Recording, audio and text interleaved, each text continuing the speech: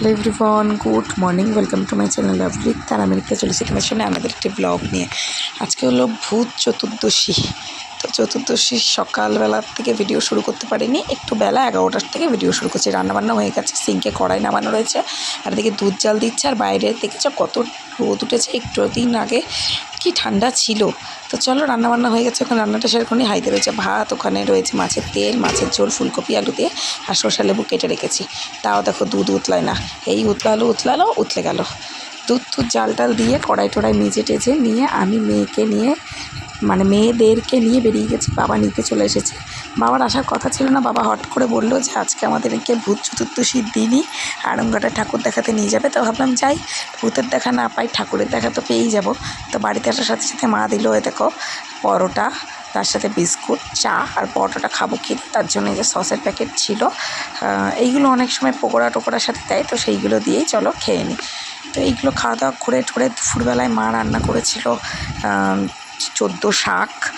তা আমি 14 শাকটা দিয়েই সমস্ত ভাত খেয়েছি। আর পেঁয়াজি করেছিল, মাছ করেছিল, সে সমস্ত খাওয়া দাওয়া করে টোরে নিয়ে ছোটোটাকে একটু ঘুম পাড়িয়ে দিয়ে রেডি হয়ে যাচ্ছি ঠাকুর দেখতে যাচ্ছি আড়ংঘাটায়।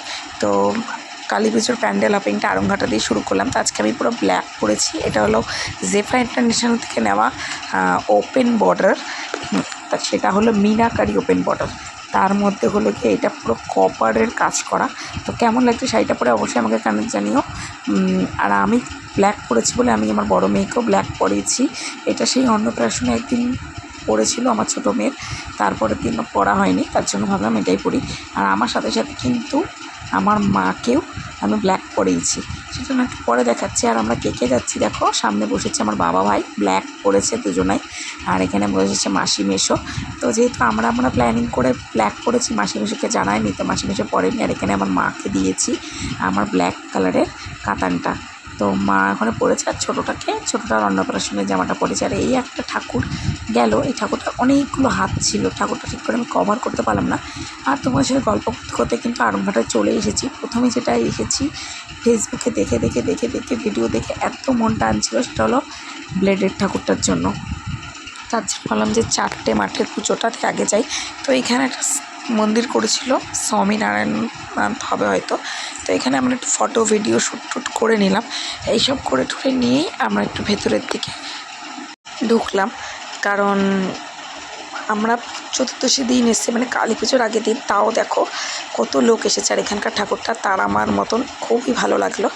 আর আমি একটু সিম্পল সাজার চেষ্টা করছি, গলায় একটা অরেঞ্জ কালারের হার পরেছি, কারণ শাড়িটার মধ্যে একটা অরেঞ্জের কাজ করা ছিল। তো আর ব্লাউজটা তো হোয়াইট ব্লাউজের সাথে, জানি না ম্যাচ করেছি কিনা। তারপর চলে এসেছি দ্য ফেমাস ইয়ংস্টার ক্লাব, যেটা ফেসবুকে এত ভাইরাল হয়েছে, 1 লক্ষ ব্লেড দিয়ে তৈরি কালী প্রতিমা। তো সেটা দেখার জন্য মনটা আনছান করছিল, সবারই অধীর আগ্রহ ছিল। এটার জন্য বেসিক্যালি আমাদের তাড়াতাড়ি আসা, যাতে লাইনটা কম দিতে হয়, একটু ভিড়টা কম থাকে। তো যেমন ভাবনা তেমন কাজ, আর সেটা কিন্তু সাকসেসফুল হয়েছে। এই সবকটা ঠাকুর আড়ংঘাটা দেখতে পেরেছি, তাও কোন রকম ভিড় ছাড়া। হ্যাঁ, ভিড় ছিল, কিন্তু যে পরিমাণে হিউজ ভিড় থাকে সেটা কিন্তু হয়নি। ঠাকুরটা সত্যিই চোখ জুড়িয়ে যাওয়ার মতন। তোমরা যারা দেখোনি অবশ্যই চলে আসো আড়ংঘাটা, যেই মাঠে 4টে পুজো হয় সেই মাঠের ইয়ংস্টার ক্লাবের পুজো। তারপরে এটা আমি জানি না কী থিম করেছে, তবে হ্যাঁ ভালো লাগছিলো। যখন এই প্যান্ডেলটা দেখছিলাম মিউজিকটা বাজছিল না, তবে লাইটিংটা চলছিল, এজ এ লাইট শো। তো এটার ভেতরেও ঠাকুর প্রতিমাটা খুবই সুন্দর করেছিল। এটার ভেতরে গাছের মতন কারুকার্য করা ছিল প্রতিমার গায়ে। আর এইখানটা বেরিয়েই দেখো, এখানে দুষ্টুমা প্রথমে কোন খাচ্ছে, আর মাসি আমাদের জন্য নিয়ে এসেছিলো বাটি আইসক্রিম। তারপরে দুষ্টুই পাশের দোকান থেকে একটা চকলেট কুলফিও খেয়েছিল। এগুলো খেয়ে চলে আসলাম থানার পাশে যেইটা হয় পুজো মণ্ডপ, সেইখানে। এটার পুরোপুরি প্যান্ডেলের কাজটা ইনকমপ্লিট ছিল। এই যে বক্স করা রয়েছে, এখানে কিছু একটা হয়তো ওরা অ্যাড করতো, সেটা এখনও করেনি। তবে এইটা খাঁচার মধ্যে সব মানুষজন বন্দি রয়েছে, থিমটা বেশ ইউনিক লেগেছিলো, আর আমার কিন্তু বেশ ভালোই লেগেছিলো। আর মাকেও কিন্তু এরা খাঁচার মধ্যেই বন্দি রেখেছে। এখানে কিন্তু মেন উদ্দেশ্য ছিল তুলে ধরা যে আজকালকার দিনে মানুষ তো বাড়িতে বসেই ফোনের মাধ্যমে সব কিছু করছে, বাড়ির থেকে বেরোয় না, তো হয়তো সেটাই। আর এইখানে দেখো সমস্ত কিছু কিন্তু বেশিরভাগ ম্যাথের উপর ডিপেন্ড করেছে। এত ভালো লাগছিল, মানে এত সুন্দরভাবে, এত সুন্দর ক্রিয়েটিভিটি। তো আমার তো ভীষণই চোখ জুড়িয়ে গেছে প্রত্যেকটা প্যান্ডেল দেখে। তো রানাঘাটের প্যান্ডেলও শুনেছি ভালো হয়েছে, যখন রানাঘাটে ঠাকুর দেখতে যাবো অবশ্যই তোমাদের দেখাবো। আড়ংঘাটা প্রত্যেক বছর আসা হয়, তো এবার এসেছি একটু তাড়াতাড়ি, আর এসে সার্থক চোখ জুড়িয়ে যাওয়ার মতন, তেমন তো অপরূপ মাতৃ প্রতিমা। তো এইগুলো দেখেই চলে এসেছি। দেখো যেই মাঠে দুটো পুজো হয় স্টেশনের পাশে, তো সেইখানে একটা জগন্নাথ মহাশয় আসবে বলে উদ্বোধন হবে, তারপর দেখা যাবে বলে একটা দেখতে পারিনি, তার পাশেরটাতে এসছি, পাশেরটা দেখে নিই। ভেবেছিলাম যে এইসব দেখতে দেখতে খাওয়া দাওয়া করতে করতে হয়তো ওটা উদ্বোধন হয়ে যাবে, তারপরেও উনি এসে পৌঁছাননি। আমাদের ওই প্যান্ডেলটা একটু বাদ চলে গেছিলো, আর এইখানের কালারফুল লাগছিলো, এত সুন্দর প্যান্ডেলটা, সত্যি মানে দারুণ দারুণ দারুণ দারুণ ব্যাপার।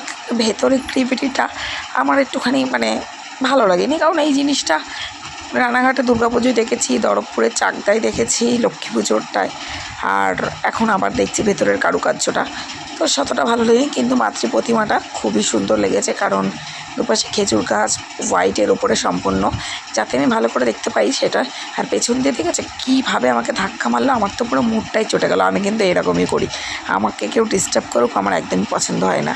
তো এটা ক্যামেরা বন্দি হয়ে গেছে, তোমাদেরকে দেখিয়ে দিলাম। আর দেখো দুই বোনের খুনসুটি, ছোটোটা বড়টার সাথে কী করছে ও, মানে ওকে পেয়ে চটকে মুটকিয়ে দুজনে। তারপরে দেখো বাবা কিনে রেখেছিলো রোল, যেহেতু বাবা ঢোকেনি, বাবা বললো তোরা ঠাকুরটা দেখ, আমি রোল কিনে রাখি।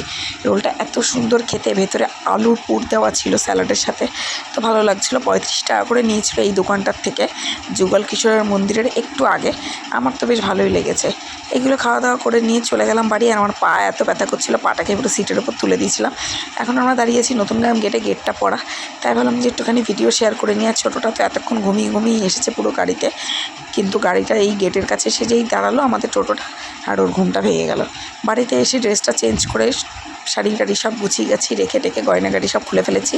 মা দিয়ে গেল চা বিস্কুট নিমকি, এগুলো খাওয়া দাওয়া করেই সমস্ত ব্যাগপত্র নিয়ে দুই মেয়েকে নিয়ে আমি চলে যাব বাড়ি। তার আগে দুষ্টু বলল যে দাদান ওর জন্য যেই রং মশলাটা এনেছে সেটা মা আমাকে একটু ধরিয়ে দাও, তো আমি সেটাই ওকে ধরিয়ে দিলাম। আর ছোটোটা বাবার কোলে বসে বসে কিন্তু এগুলোই দেখছে। কিন্তু আমার এই গ্যাস, এই এত আলো ভাল লাগে না, তারাবাজিটা চাও বা ভাল লাগে, এই রং মশলাটা আমার খুব একটা পছন্দ করি না, আর আমি শব্দবাজিতে ভীষণ ভয় পাই। তো দেখো সব কিছু নিয়ে বেরিয়ে পড়েছি, আর সেই ফেমাস আমাদের বাড়ির পাশে যেটা হয়েছে কার্য স্কুলে, সেটাই দেখতে দেখতে যাচ্ছিলাম। আর আজকে আমাদের সাথেই তোমাদেরকে অ্যাড করে দিলাম। আর আমাদের আলাদা potato spring roll centre and pizza centre কিন্তু এই কার্য স্কুলেই হয়েছে, যারা যারা ভিজিট করতে চাও অবশ্যই কিন্তু এসে যাও। আর বাড়িতে ফেরার পথে নিয়ে এসেছিলাম একটা চিকেন, একটা মাটন বিরিয়ানি। চিকেনটা সরিজিতের জন্য রেখে দিয়ে আমি আর দুষ্টু মাটন বিরিয়ানিটা নিয়ে বসে পড়েছি, আমরা দুজনে শেয়ার করেই খাচ্ছি। তো চলো এই বিরিয়ানিটা খেতে খেতে আজকের ভিডিওটা এখানেই শেষ করে দিচ্ছি। দেখা হবে নেক্সট ভিডিওতে, নতুন দিন। বাই।